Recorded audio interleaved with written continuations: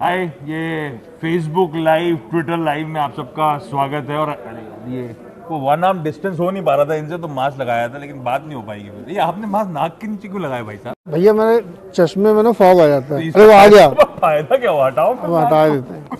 अच्छा, तो हम लोगों ने आज सुबह प्रॉमिस किया था 7-7:30 बजे स्टॉक 2020 में बातचीत निकली ऐसी कि ये रेडिट वाला मामला, ये गेम स्टॉप वाला मामला, ये क्या मामला है, बहुत चर्चा है दुनिया भर में।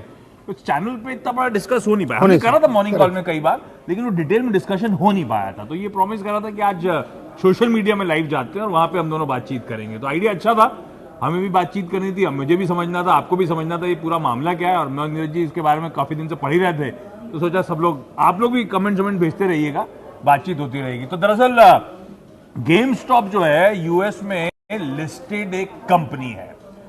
गेम स्टॉप जैसे नाम सजेस्ट करता है, ये ब्रिक एंड मोर्टार वाली बिजनेसेस हैं। वो दुकान, मॉल्स वॉल्स में जो दुकानें ओन करती है, वीडियो गेम टाइप का। वाह। तो ये जो अपन प्ले स्टेशन वगैरह खेलते हैं ना, ये सब ये बेचने का काम करते हैं। उससे जुड़े जो कैसेट्स और ये सब जो होते हैं, गेम स्टॉप वो सब बेचने का काम करती है। अच्छा, इस पैंडेमिक से पहले ही, मैं पहले बैकग्राउंड देता हूँ गेम स्टॉप का, उसके बाद हुआ क्या उस पर चर्चा करते हैं। इस पैंडेमिक से पहले ही गेम स्टॉप का धंधा ठंडा पड़ रहा था, ब्रिक एंड मोर्टार ठंडा पड़ रहा था, क्योंकि अमेजॉन जैसे प्लेयर्स जो हैं ऑनलाइन खूब बेच रहे थे। तो लोग वैसे ही थोड़े से बेरिश थे।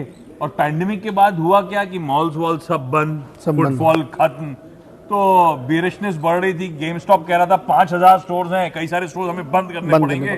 इस तरह का मूड माहौल था। तो अब जब खुल गया तो लोग पहुंच गए खेलने के लिए। नहीं, अभी यहाँ पे आए नहीं, बहुत जल्दी ये यहाँ तक पहुंच गए। इस बीच बहुत कुछ हुआ, तो सिलसिलेवार तरीके से समझाने की कोशिश करता हूँ।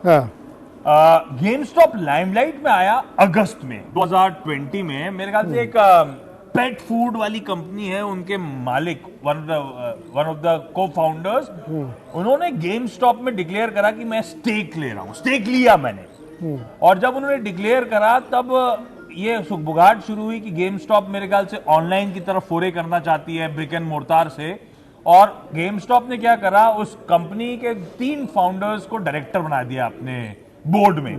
तो लोगों की होप जागी और चर्चा शुरू हुई। आगे की कहानी क्या है?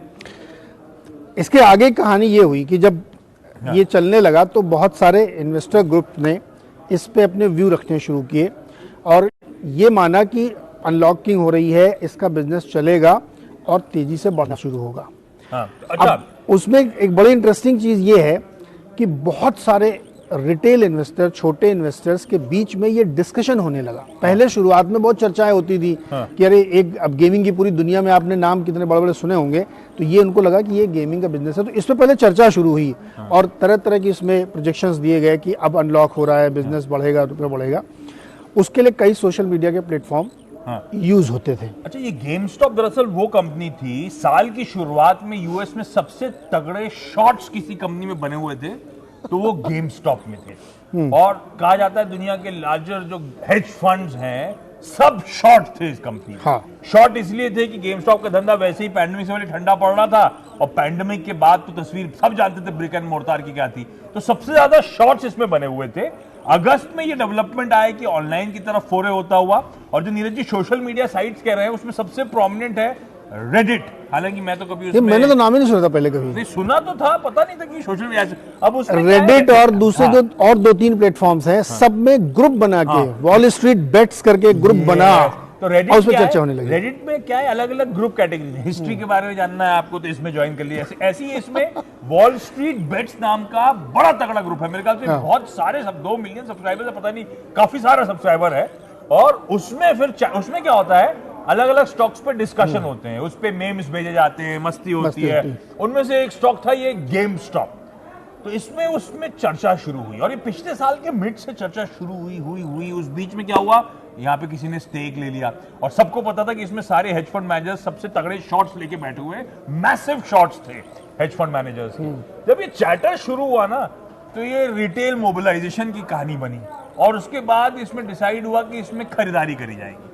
तो वो इतना बड़ा huge people started buying game stop का स्टॉक।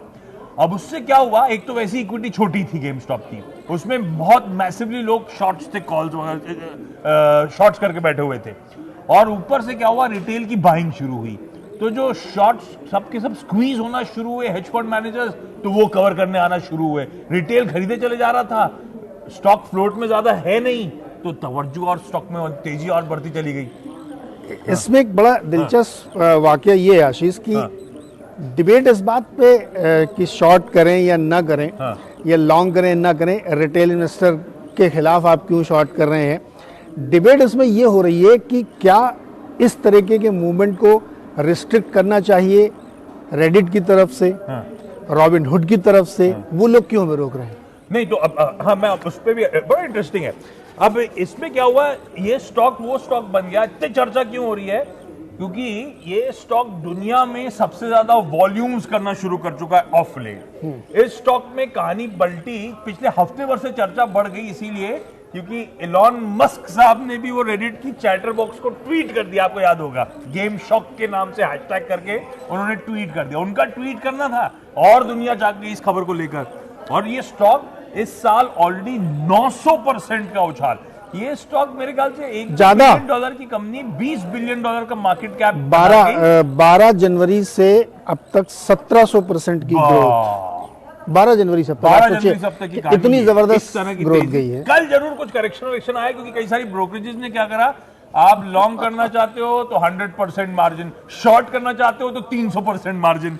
Yes. इस तरह से तस्वीर बदली, इससे थोड़ा सा करेक्शन आया। लेकिन ये वो कहते हैं ना, छोटे शेयरधारकों का मोबिलाइजेशन का perfect example. Hedge fund manager से दुनिया भर में चिढ़ होती है। जो एलन मस्क साहब हैं, उन्होंने डिस्कॉर्ड का भी एक अपने ट्वीट में जिक्र कर दिया। लोगों का ये भी तो नहीं है कोई, क्योंकि डिस्कॉर्ड एक सोशल मीडिया प्लेटफॉर्म है।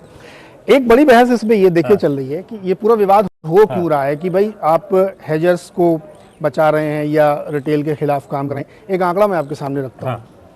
टेस्ला का मार्केट कैप है 852 बिलियन डॉलर्स, 31 बिलियन डॉलर का उनका रेवेन्यू था लास्ट ईयर का।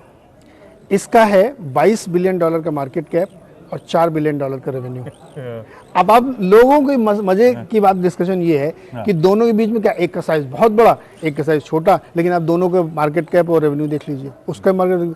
तो उनका ये कहना है कि इस स्टॉक के पीछे सारे लोग क्यों पड़े हुए हैं। नहीं पड़े क्या, वो तो खैर वो हो गया, मैसिव शॉर्ट्स थे, रिटेल ने अपना अब इसमें हुआ क्या, जितने प्रोज जिसको कहते हैं ना बाजार में, वो सब शॉर्ट थे और रिटेल वो थे जो लॉन्ग हुए, और इसीलिए वो सारे प्रोज, और ये वो कहते हैं फाइनेंशियल रेबिलियन, इस तरह का नाम दिया जा रहा है यूएस में, क्योंकि हेज फंड मैनेजर्स आमतौर पे शॉर्ट करते थे, रिटेल का पैसा तोड़ते थे। इस बार रिटेल ने तोड़ दिया, रिटेल ने बुरी तरह से तोड़ दिया। मैं एक ऐसी परसों पढ़ रहा था कि $5 बिलियन के आसपास 2-3 फंड से मिलकर लॉस कर दिए, क्योंकि उन्हें कवर करनी पड़ गई अपनी पोजीशन। तो इसीलिए हिस्ट्री क्रिएट हो गई कि किस तरह का फाइनेंशियल रेबिलियन रिटेल की तरफ से आया और कैसे वो शॉर्ट फंड मैनेजर्स को हमने स्क्वीज कर दिया। अच्छा, इसका इम्पैक्ट दूसरे जगहों पड़ा। जिन हेजर्स के 5 बिलियन टूटे, उन्होंने बाहर दूसरी जगह अपने पोजीशन काटी, तो उसका इम्पैक्ट वहां भी पड़ा, क्योंकि आपने वहां पोजीशन स्क्वायर ऑफ करी, क्योंकि यहां आपको लॉस कवर करना था। और जितना आप शॉर्ट स्क्वीज करेंगे उतना और ये ऊपर ले जाएंगे। तो कल जब इसमें दिक्कत क्या हो रहा है, झगड़ा ये हो रहा है कि रॉबिनहुड ने क्यों थोड़ा रिस्ट्रिक्शन लगाया। रॉबिनहुड क्या है? रॉबिनहुड ऐप, जिसके जैसे अपने आप नाम ले रहा हूँ, उससे कोई लेना देना नहीं, जैसे अपने आप जिरोधा है, वैसे रॉबिनहुड नाम ले रहे हैं। तो उस पे भाई आप मेरी पोजीशन लेने से मुझे क्यों रोक रहे हैं, या जो रेडिट है वो हम लोगों को उस रिस्ट्रिक्शन क्यों लगा रहा है कि आप लोग इस पर चर्चा नहीं कर सकते, 50% गिरा। मजे की बात ये कि आफ्टर मार्केट वो रिस्ट्रिक्शंस कम किए गए तो फिर ऊपर गया। अब ये जो दोनों तरह से चल रही ना खेल, ये इंटरेस्टिंग है। कब खत्म होगी, एनीबॉडी खत्म होगी। और गेम स्टॉप ऐसा स्टॉक हो गया कि बाइडेन साहब के एडमिनिस्ट्रेशन के ऑफिशियल्स, यूएस एसईसी, जैसे हमारे यहाँ सेबी है वैसे यूएस एसईसी वहां पर है, उन तक के बयान आ रहे हैं अलग अलग तरीके से, सब इस चैलेंज मॉनिटरिंग चल रही है। हाँ सब। अब वो यूएस एसईसी की चेयरमैन साहिबा का तो मैं स्टेटमेंट पढ़ रहा था, हम ऐसे सोशल मीडिया चैटर्स जहां पे एक्सेसिव होंगे, हम उन स्टॉक्स पे टेम्पररी होल्ड लगाने की तैयारी करेंगे, इस तरह से व्यूज आने लगे। तो लोग सवाल उठा रहे हैं, एक बार जब रिटेल का पैसा बना तब आपको दिक्कत हो रही है, गई दुनिया, और हेज फंड मैनेजर माल तोड़ते रहते थे, तो आपको कोई प्रॉब्लम नहीं, तब कोई बात नहीं। और अभी जो एसईसी के बाइडेन साहब के जो हेड बनने वाले हैं ना, उसमें वो तो बहुत सख्त है इस मामले में। अच्छा, तो आगे जाते हुए इसमें क्या टर्न लेगा मुझे नहीं पता, लेकिन ये जो एक डिबेट अब शुरू हुई है कि भाई क्यों आप इतना रिस्ट्रिक्शन लगा रहे हैं, क्यों आप रोक रहे हैं। एक और इंटरेस्टिंग फैक्ट है, कल ही एक रॉयटर्स की खबर पड़ी, गूगल करिएगा, इंडियन इन्वेस्टर्स भी जो डायरेक्ट यहाँ से वहां एक्सपोजर लेते थे, वो भी लगे हुए हैं इसमें, रिटेलर्स। हाँ, कुछ फंड मैनेजर ने ट्वीट करा भी है, उनके भी पैसे वहां लगे हुए हैं, कईयों ने बनाए हैं, बनाए जा रहा है। और जिन्होंने बनाया ये तो फिर आप व्हाट्सएप ग्रुप की चैटर सुन के तो स्टॉक ले रहोगे, फंडामेंटल तो जस्टिफाई नहीं करते थे, नहीं करते, ये नहीं तो चैटर था। अब इससे कई सारी सीख हैं। एक कि रिटेल मोबिलाइजेशन का कमाल देखिए, हाँ, अगर रिटेल मोबिलाइज हो जाए तो हेज फंड को भी नानी याद दिला देगा। नानी याद दिला देगा। दूसरा, हाँ, हम फंडामेंटल्स की बात करते हैं, फंडामेंटल से इंपॉर्टेंट फ्लोज होते हैं। यस, ये परफेक्ट एग्जांपल है उस बात का। Yes. काहे कि फंडामेंटल्स अगर फ्लोज साथ में, फ्लो साथ तो दे, सवाल में उठाइए बाजार की रैली पे जब फ्लोज है तो, फ्लोज है तो। है ना। और आप सोशल मीडिया की भी पावर देखिए कि सोशल मीडिया की पावर, उस जहाँ पे ये डिस्कशन हो रहा था रेडिट में, डिस्कवर्ड में, उसकी डिस्कार्ड की में, उसमें कितना पावर है कि देखिए लोग एकजुट हो गए और उसमें अब गैंग बन गए हैं, दो, एक रिटेल गैंग है और एक इधर इंस्टीट्यूशनल गैंग है, दोनों के बीच में युद्ध चल रहा है और उस युद्ध में कौन जीतेगा पता नहीं, लेकिन अब तक जो नुकसान उठा चुके हैं लग रहा है हार उनकी हो रही है, क्योंकि वो बहुत बुरी तरह से नुकसान कर रहे हैं और जितना स्क्वीज आप शॉर्ट करेंगे और आप ऊपर ले जाएंगे। अजीब, और इसीलिए वो चले जा रहा है, कोई इलाज ही नहीं उस चीज का। तो इसीलिए वो हॉल्ट करने की ट्रेडिंग, इसीलिए वो मार्जिन बढ़ा के कैसे ना कैसे रोकथाम करने की कोशिश कर रहे हैं, लेकिन बड़ा कैश 22 सिचुएशन में फंस गया मामला। बहुत इंटरेस्टिंग है। और एक और सीख मिलती है भाई, बहुत ज्यादा स्क्रीन पे कहीं एबरेशन नजर आए, इनसेन ट्रेड्स हो रहे हो, हाँ, दूर रह के एंजॉय करिए उस चीज को, जबरदस्ती उस पछड़े में मत पड़ने का। हाँ, अननेसेसरी। देखिए युद्ध हो रहा है तो उसमें जबरदस्ती कूदने की जरूरत नहीं है, जो लोग लड़ रहे हैं उनको लड़ने दीजिए। तो बड़ा इंटरेस्टिंग स्टोरी थी गेम स्टॉप की, इसीलिए दुनिया भर में चर्चा हो रही है इसकी। ऐसा कभी हुआ नहीं था, एक प्रेसिडेंट सेट कर रहा है अपने आप में। और इस मेरे ख्याल से जब ये स्टोरी पूरी खत्म हो जाएगी ना, उसके बाद पक्का इसको लेकर एड्रेस करने के लिए इंस्टीट्यूशन कुछ ना कुछ, वो क्या कहते हैं, चेक्स एंड बैलेंसेस लगाएंगे। और इसके बाद ये भी देखा गया कि बहुत सारे जो स्क्रीन्स हैं उसमें कहाँ है, तो 5 और ऐसे स्टॉक ढूंढे गए हैं जहां मैसिव शॉट्स बने हुए हैं, सिमिलर स्टोरी शॉट्स बने हुए हैं। अभी वहां पे ये पूरा पलटना वाला खेल नहीं शुरू हुआ है, लेकिन लोगों ने आइडेंटिफाई कर लिया कि अच्छा यहाँ भी मैसिव शॉट है, तो वहां पे ऐसा हो सकता है। लेकिन शायद अब चूंकि एसईसी बहुत एक्टिव हो गया है, नजर बनाए हुए, तो वहां ना हो। लेकिन आप अभी गूगल करिए तो आपको ये सब स्टोरीज मिलेंगी, 5 और ऐसी कंपनियां जहां पे हेज फंड्स ने मैसिव शॉट्स बनाए हैं, तो वहां पे भी ये खेल पलटने की तैयारी है।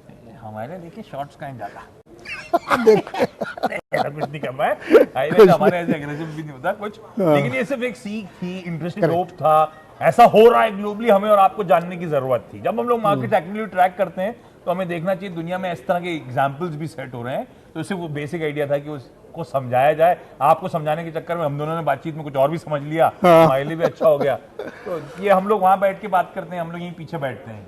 अच्छा हुआ कि आपके साथ खड़े होकर बातचीत कर ली। ऐसी कुछ और इंटरेस्टिंग हुआ करेगा तो कोशिश करेंगे इस प्लेटफॉर्म के चैनल पे ना, इतनी लंबी बात करना बड़ा मुश्किल काम है। तो ये वाला प्लेटफॉर्म बढ़िया है, यहाँ पे हम लोग आके कोशिश करेंगे ऐसी इंटरेस्टिंग टॉप जो है। ये देखो प्लेटफॉर्म बना भी हुआ है, इस पे आप चढ़ सकते हैं। आपने आमतौर पर जाकर यहाँ से खड़ो के करते हैं तो ये प्लेटफॉर्म बना हुआ है, उस पर खड़ो के आपको प्रेजेंट करना पड़ता है अपने आप को। एक काम करेंगे, आज शुरू ही कर दिया है तो बजट के बाद भी अपन दोनों मुलाकात करते हैं। बिल्कुल, ऐसी बहुत सारी दुनिया भर में स्टोरीज हैं जो हो सकता है कि आपकी ट्रेडिंग में डायरेक्टली आपको उसका कोई लाभ नहीं है, लेकिन वो समझने के बाद आपको बहुत ऐसी सीख मिलेगी मार्केट से रिलेटेड जो आपको जाननी चाहिए, क्योंकि देर सवेर वो सब चीजें यहाँ पे आती हैं। तो मूवमेंट क्या है FIIs का, बड़े फंड मैनेजर्स क्या सोच रहे हैं, या कोई ऐसी चटपटी घटना हुई तो वो हम दोनों आपको मिलकर समझाएंगे। बजट के बाद बजट के बाद तो 100%, मैं तो बजट के दिन बजट डिकोड करूंगा आपके साथ कि भाई बजट में कोई अनाउंसमेंट आया तो उसका क्या मतलब है, वो समझेंगे। फाइन प्रिंट पर मस्ती करेंगे अपन, समझेंगे बजट को। इस प्लेटफॉर्म का बार-बार इस्तेमाल किया जाएगा। चलिए इस नोट पर खत्म करा जाए। वो प्रेसिडेंट साहब बोल रहे हैं, हम लोग सुन ही नहीं रहे हैं। चलो भाई आप भी सुनिए जाके, और थोड़ी देर बाद अभी सर्वे भी आने वाला है, तो उसकी तैयारी आप चैनल पर ट्यून इन करिए। चलिए नमस्कार।